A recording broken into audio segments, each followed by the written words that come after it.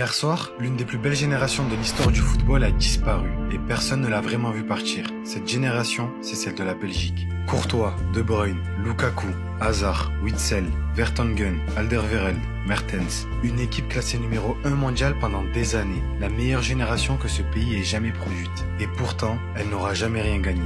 2014, quart de finale, éliminé par l'Argentine. 2018, demi-finale, battu par la France, futur champion du monde, si proche du sommet. Et 2022, l'humiliation, sortie dès le premier tour. Et hier soir, face à l'Espagne, la dernière danse, 2-1.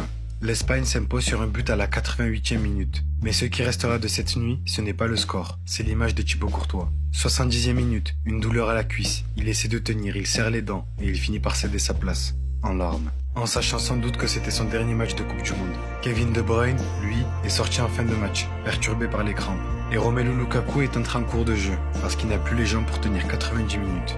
3 monuments, 3 hommes usés. Et selon toute vraisemblance, la dernière compétition de cette génération.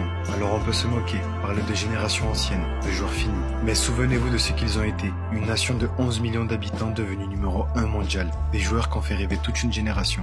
Et qui auront tout eu, sauf un trophée. C'est peut-être ça, le plus cruel dans le football. Parfois, tu peux être immense, sans jamais avoir le droit de le prouver. Si tu veux plus d'histoires comme celle-ci, like et abonne-toi.